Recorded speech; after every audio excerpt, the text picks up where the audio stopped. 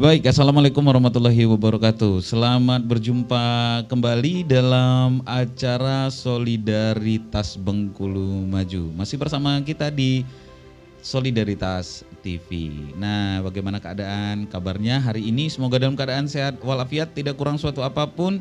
Ada yang mungkin lagi ulang tahun, happy birthday dan doa terbaik buat Anda. Banyak ya bacotannya, ya. Karena kita nggak terlalu kaku, jadi kita enjoy aja setiap event. Yang terpenting kita bisa menghadirkan orang-orang yang bisa menimbulkan inspirasi buat kita semua yang menyaksikan di saluran Solidaritas TV. Kami ucapkan terima kasih juga yang pertama yang buat sudah mensupport acara kita. Ada Ben Clean, sabun cuci piring produknya Putra Asli Bengkulu. Ada juga Anzura Skincare dan tentunya ada yang botol kecil, walaupun botol kecil ini akan membuat Anda menjadi ramping. Tapi Anda jangan melihat perut saya. Itu ada Body Slim Platinum, itu juga produk asli Putra Putri Bengkulu. Jadi sebagai warga daerah yang baik adalah bisa memanfaatkan dan mengangkat UMKM Putra Putri yang ada di sekitaran kita. Oke, kita langsung saja ngobrol-ngobrol nih dengan salah seorang teman ngobrol kita yang hari ini udah jauh-jauh dari Venezuela. Dari Venezuela. Jauh ya. Jauh ya. Oke. Jauh ya. Oke, sekarang ada Mbak Wulan ya. Ya. Kalau nggak salah Mbak Wulan. Benar banget. Boleh memperkenalkan diri dulu buat pemirsa Boleh. kita yang ada di rumah nih. Boleh dong. Oke, Assalamualaikum. Nama saya Tri Wulandari.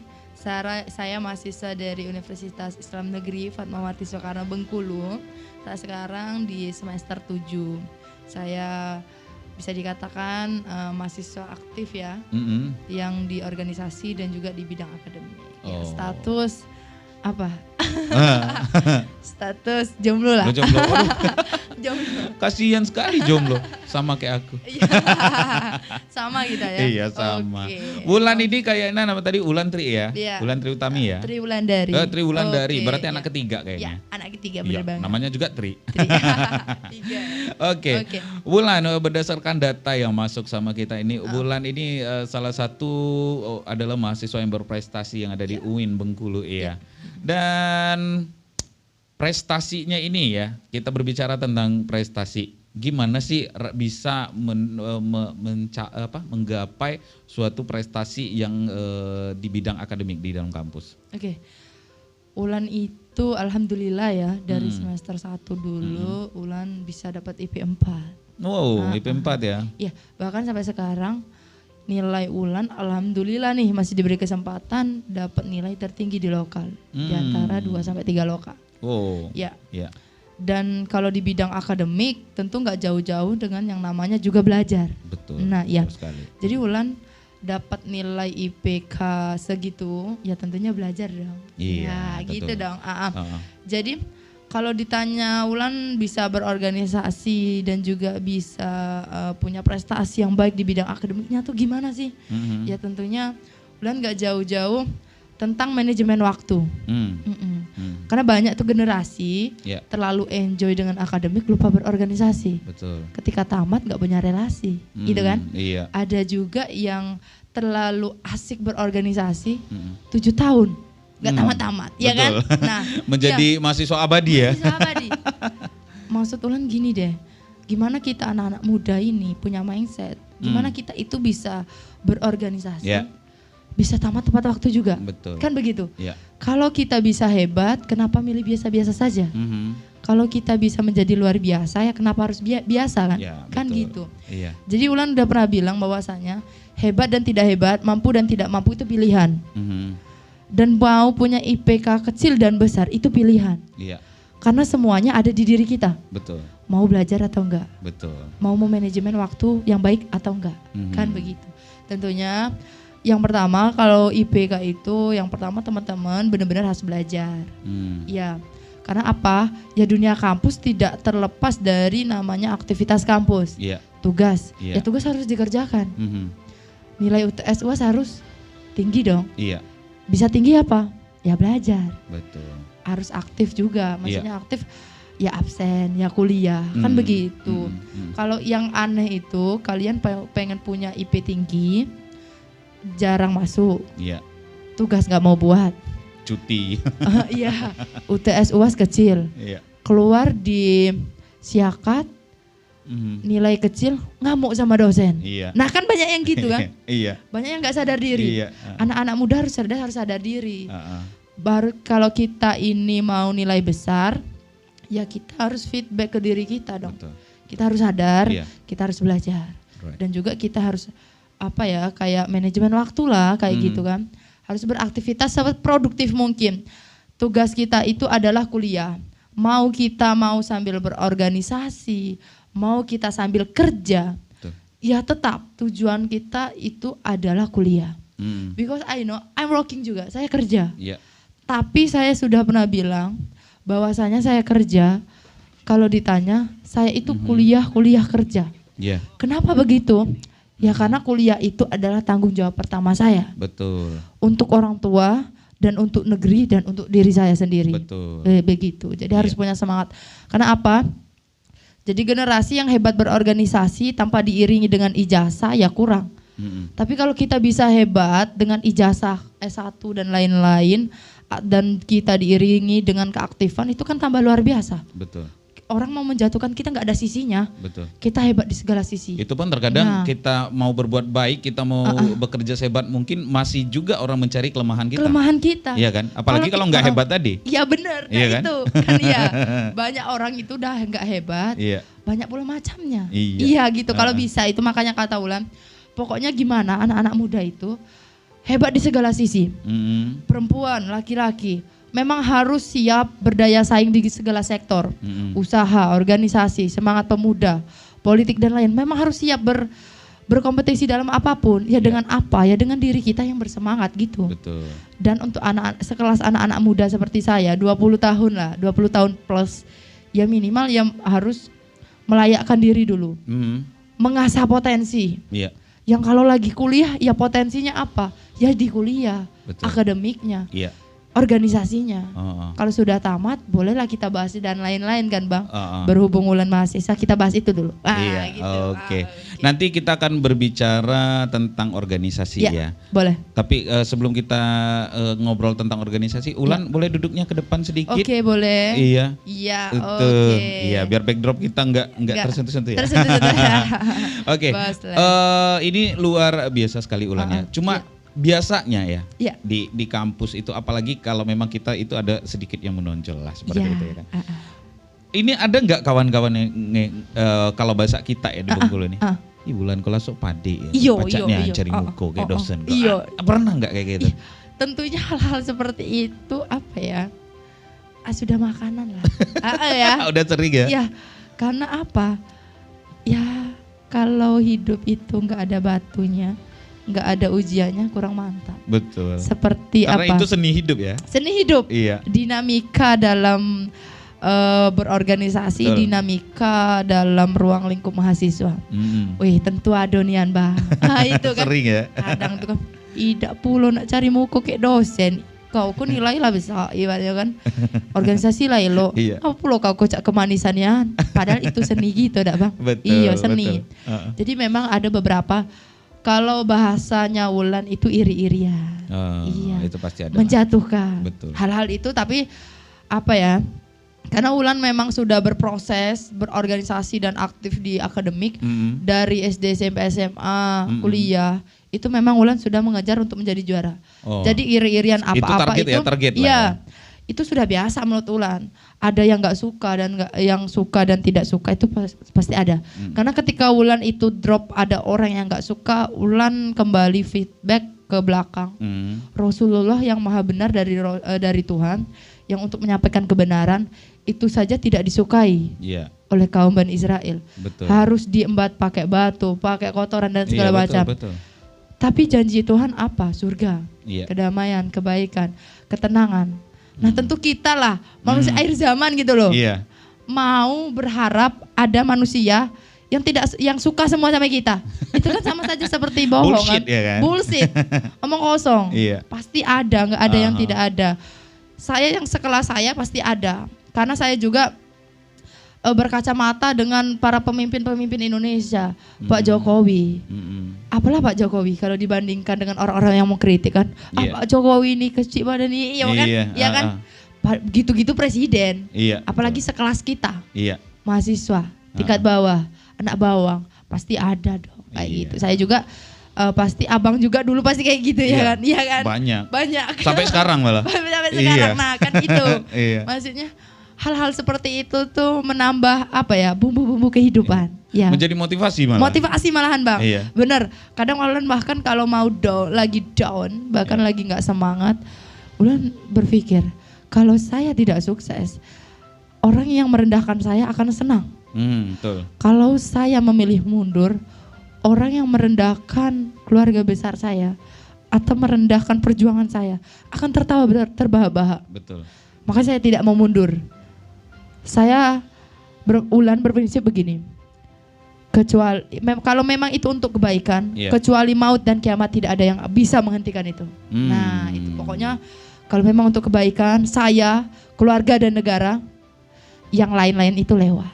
Nah, gitu. Itu bahasa keren ya kan, bahasa kerennya. Gitu. Oke Ulan, itu tadi biografi sedikit ya kan tentang pendidikannya nilai akademiknya itu sudah sedikit. Sekarang kita beranjak ke organisasi. Wow. Sekarang what? Alah susah ngomongnya gitu. Organisasi yang aktif sekarang diikutin apa nih sekarang Ulan?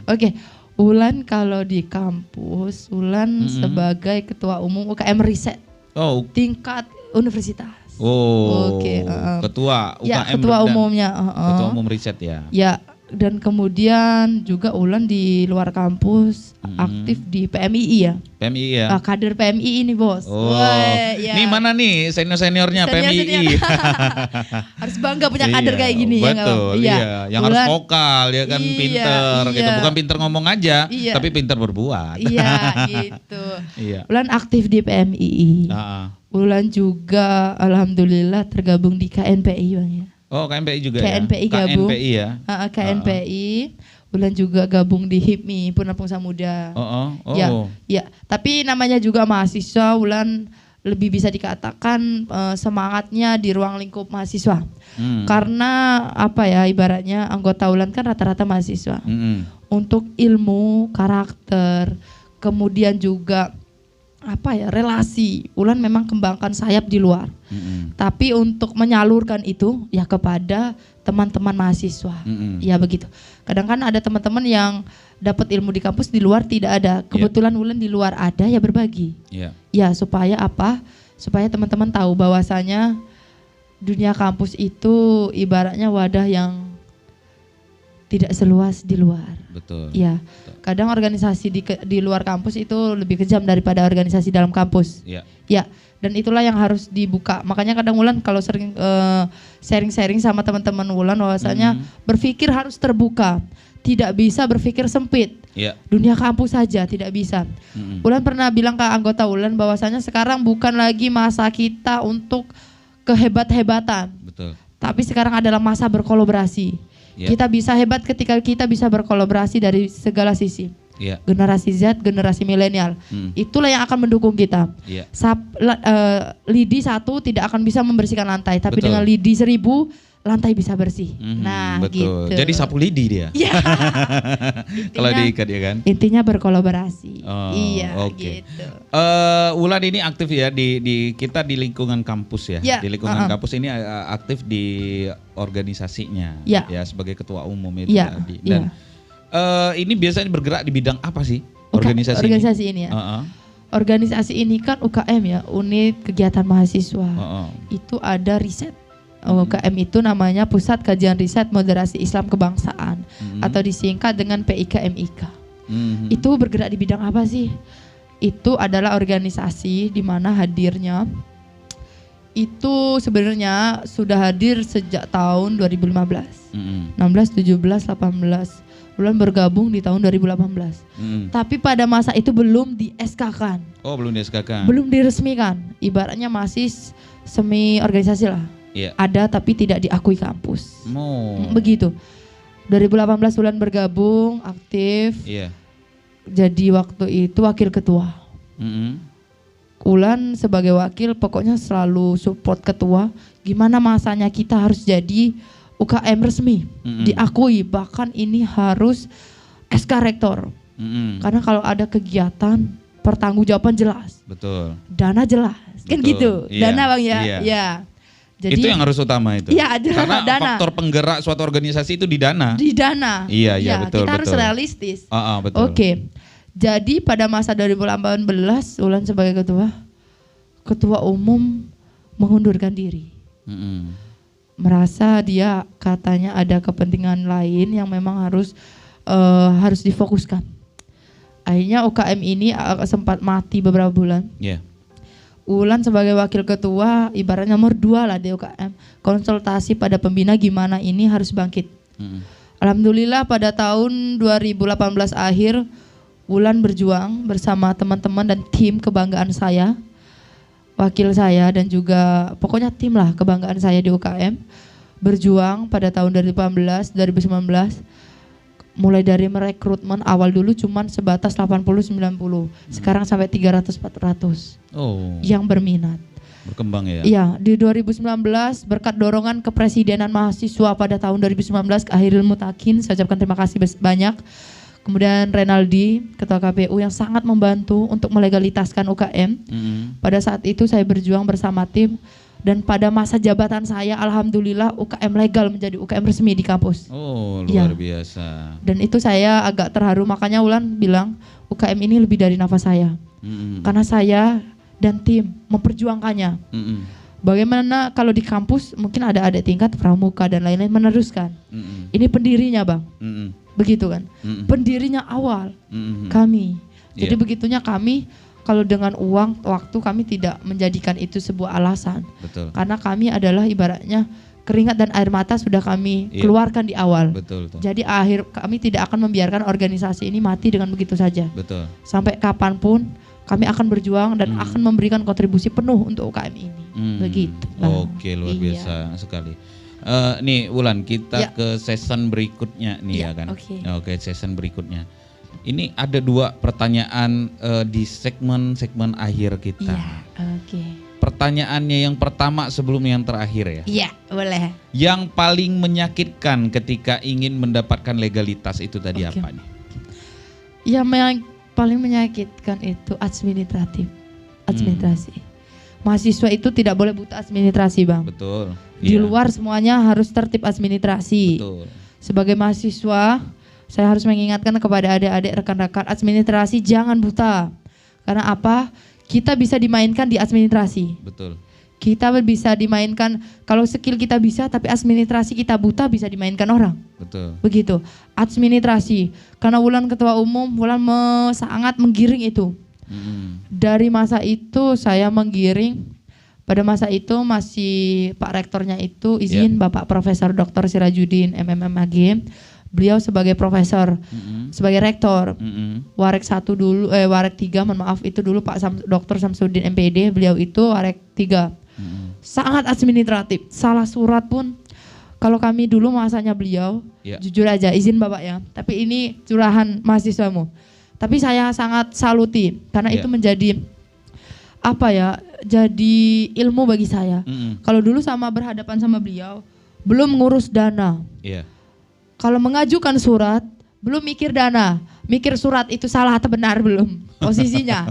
Tulisan ini salah, ini salah, ini salah. Jadi administratif dulu, sangat luar biasa. Betul. Jadi alhamdulillah sampai sekarang hikmahnya saya tidak terlalu buta akan ADKBM aturan kampus. Karena saya dulu didikan saya administratif itu ditekankan. Jadi dulu administrasi untuk pengajuan UKM bisa jujur itu sampai segini. Tebalnya, kayak pengajuan skripsi. Iya. Jadi dulu belum lagi SPJ-nya ya? Belum SPJ lain itu Bang. Luar biasa. Itu saya dokumentasikan di Instagramnya. Saya bahkan sampai tenangis itu di fotokopian. Saya dengan beberapa kader, saya masih ingat itu jam 7.30 saya udah di fotokopi, balik tepat jam azan Isya saya baru pulang. Ngurus, belum selesai Bang. Ngasihkan itu ke bagian umum masih salah. Lanjut lagi 2 bulan berproses, 3 bulan, 4 bulan hanya legal juga. Itu saya terharu bersama tim ketika dipanggil ke rektorat, SK sudah turun dan kalian akan dilantik pada hari Senin. Kami nangis bersama-sama. Itu akhirnya menganggap bahwa hasil dari perjuangan ya. Itulah kata saya, organisasi ini lebih dari nafas saya sendiri, lebih dari nafas kawan-kawan dan tim-tim yang lain. Karena kami memang menggiring untuk melegalkan ini memang tidak mudah. Perjuangannya itu ya. Dengan keringat dan air mata. Makanya saya melihat ketika kemarin pas pembukaan meriah dan diikuti sekitar 300-an peserta, saya terlihat perjuangan teman-teman saya yang dulu. Gimana kami hanya dari 4-5 orang. Gimana kami hanya dari 10, dari 30 peserta. Dari sekuntit. Ya, dari kecil. Kita kan, dari sekuntit. Dari dikit sampai 90, 150, 200, 400 sampai sekarang. Dulu tidak dilirik, sampai sekarang ya siapa yang tidak mau bermitra. Masa kita jelas. Kader kita jelas. Kader saya itu memang tidak sebanyak dengan organisasi yang lain mungkin yang sampai 1000-an. Tapi kader saya mungkin sebatas 300, 400. Tapi dari segi pemahaman administratif, pemahaman kader, kecintaan organisasi bisa diuji. Ya, kalau ketuanya diapa-apain, ya siap kader saya turun. Nah, gitu kan Bang. Jadi nggak usah diragukan lagi orang-orang diragukan lagi. Sana. Iya, gitu. Betul, luar biasa. Nah, ini adalah pertanyaan terakhir ya. Iya, boleh. Ini harapan seperti seorang pemuda lah ya, sekarang pemuda-pemudi untuk sebagai calon penerus bangsa ini. Harapannya buat pemimpin masa depan yang ada di provinsi lainnya kan. Ini apa sih? Oke, jadi bercerita tentang pemimpin, Wulan ini kan aktif di luar kampus nih kan. Ada PMII, Wulan juga aktif di aktivis perempuan Provinsi Bengkulu. Wulan juga udah beberapa kali podcast sama anggota komisi. Membahas tentang harapan-harapan. Tentunya bagi kami aktivis sangat besar harapan buat pemimpin. Karena kami anak milenial, bahkan 10, 20, 3 tahun ke depan itu masanya kami yang akan menjadi pemimpin dan yang akan menerima dampak kepemimpinan sekarang. Jelas. Betul. Masa kami yang akan merasakan, baik itu dari segi ekonomi, pendidikan, sosial dan segala macam. Kami yang menerima. Betul. Makanya kami sekarang mewakili nih anak-anak milenial. Kami pengen pemimpin yang realistis. Realistisnya seperti apa? Ya kalau ada bilang ada, tidak ada bilang tidak ada. Iya, jangan kebanyakan janji. Karena ini masanya sudah realistis. Kalau memang benar-benar untuk membangun, bangunan seperti apa? Kalau memang untuk kemaslahatan pemuda, kemaslahatan seperti apa yang diharapkan? Betul. Apakah ada pelatihannya? Apakah ada kegiatan yang intens yang akan diberikan? Begitu. Apabila ada kemandirian dimaksud, kemandirian di bidang apa? Apakah ada wirausaha yang akan disalurkan? Begitu. Jadi kami sangat besar harapannya pemimpin harus realistis. Pemimpin juga harus mengkader. Karena kami adalah regenerasi jelas. Regenerasi ke depan yang akan memimpin dan akan menerima dampak kalian yang akan duduk menjadi kepemimpinan. Kami memang butuh arahan dari kanda-kanda, ayunda, sahabat-sahabati, senior-senior kami yang setengah duduk sekarang. Berilah arahan kepada junior-junior. Berikan kepada kami, jangan sampai kami, adik-adik kalian ini buta akan jalan. Buta akan kursi. Jangan sampai Provinsi Bengkulu bukan anak-anaknya yang duduk, bukan putra-putri asli Provinsi Bengkulu yang punya semangat. Malah orang luar yang punya semangat dan ingin duduk di Bengkulu. Kan bahaya. Karena yang memahami apa namanya karakter, kemudian tuh geografis, kemudian kebutuhan Provinsi Bengkulu adalah orang Bengkulu. Orang luar mungkin mendengar cerita, tapi kalau orang Bengkulu yang udah duduk lahir darah asli Bengkulu pasti tahu apa yang dibutuhkan oleh anak-anak Bengkulu. Jadi saya harap kepada Ayunda, Kanda semuanya yang sedang duduk, berikanlah arahan kepada adik-adik kalian ini dan tariklah kami. Karena apa? Jangan sampai generasi muda yang ke depan duduk buta. Karena generasi yang buta, ada salah satu lagi pesan saya Bang. Begini, saya pernah dengar dari salah satu politisi, ketika anak-anak muda atau orang-orang baik tidak mau berpolitik, jangan salahkan ke depan kursi politik, ke depan diisi oleh orang-orang yang salah. Betul. Maka bagi kanda-kanda Ayunda yang tahu bahwasanya kader-kader ini layak diberitahu yang jalan yang baik, beritahu jalan yang baik. Jika tidak ingin kursi-kursi diisi dengan orang yang tidak baik. Betul. Begitu, kasih arahan. Nah, gitu. Arah ya kan? Iya, arahan. Biar kita tahu arahnya Iya. kemana. Yang mau aktivis yang mau tamat ini kan, Iya. jangan sampai bingung. Kalau bisa, Dinda sini Dinda. Nah, kan begitu kan mantap. Iya. Karena apa? Berarti ke depan kalau ada kader, ke depan itu apa ya? Kalau kalian itu udah duduk istirahat menerima hasil saja itu kan nikmat. Tinggal Yunda sini Yunda. Nah, kan begitu kan enak. Iya. Ini kalau bukan kader kita duduk, loh, lu siapa? Betul. Iya kan gitu. Kagak kenal. Iya gak kenal, ngader Iya. saya enggak, Iya. bantu saya enggak, tiba-tiba manggil Ayunda. Nah Iya. kan gimana itu maksudnya? Nah kan SKSD begitu. orang bilang itu ya. SKSD kan. Iya. Pas masa pahit saya, Anda di mana? Nah Iya, gitu. betul. Walaupun sebenarnya di Bengkulu ini ketulenan masih Bang ya, tulen, kekeluargaan masih. Tapi rata-rata ini milenial rata-rata cerdas semua Bang. Betul. Bengkulu saya akui generasinya cerdas-cerdas. Tapi tinggal para senior, para kanda Ayunda ini mau mengarahkan atau tidak. Jangan sampai yang berpotensi malah di jalan yang tidak benar. Betul. Begitu. Saya berharap, sangat besar harapan saya. Bagi orang-orang hebat di Bengkulu beri arahan kepada generasi milenial sekarang. Iya. Itu. Iya. Oke, luar biasa sekali. Ini pembicaraannya sudah berapi-api Iya, gitu ya kan. Oh, mengingat hari ini juga kalau nggak salah kelahirannya Kesaktian Pancasila ya. Iya benar. Betul ya? Iya, Oh, wajar benar-benar. kita ngomongnya agak semangat. Iya. Oke, para pemirsa yang ada di rumah, itu tadi bincang-bincang santai kita dengan orang yang luar biasa sekali. Ini apa orang-orang Kartini loh. Wah, ini ada luar Kartini biasa. masa Iya. Kartini milenial. Kartininya Iya. milenial ya Iya. kan. Ya, semoga suatu saat nanti saya mewakili dari Solidaritas TV ini mau pengen melihat Mbak Wulan ini nanti akan duduk sebagai seorang pemimpin nantinya. Amin ya Allah, makanya Iya. kata Wulan tadi mohon doa. Amin. Dan juga arahan para kanda Ayunda. Karena saya jujur saja, saya masih anak bawang, saya masih belajar, Baru belajar. saya tidak bisa berjalan sendiri, masih butuh arahan, dorongan, semangat dari yang lebih dulu, Betul. dari yang sudah duduk terlebih dahulu. Iya, betul. Tidak bisa, saya jujur saya tidak bisa bergerak sendiri. Kata saya tadi, sapu satu tidak bisa membersihkan lantai, tapi dengan sapu 1000 insya Allah lantai Iya, bisa bersih. Betul, Iya, betul, begitu. luar biasa sekali.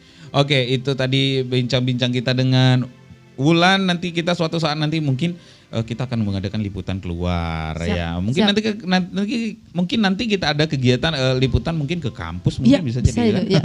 Kegiatan-kegiatan mahasiswa apa aja sih yang dilaksanain sama si Wulan kayak Iya, gitu kan? iya. Apakah beternak bawang? Iya. Beternak bawang. Oke, kami ucapkan terima kasih buat pemirsa yang selalu menyimak kita di Solidaritas TV. Jangan lupa like, komen, dan juga share, dan tentunya silakan Anda subscribe. Subscribe itu gratis, dan untuk informasi periklanan Anda boleh menghubungi nomor di bawah ini. Dan kami ucapkan terima kasih juga sudah mensupport kita. Ada Ben Clean, sabun cuci piring buatan Putra asli Bengkulu, dan Anzora Skincare, ada juga Body Slim Platinum. Akhirnya saya IJ beserta tim dan kru yang bertugas di hari ini pamit undur diri. Assalamualaikum warahmatullahi wabarakatuh. Bye bye. Waalaikumsalam. See you again. Thank you so much for your watching.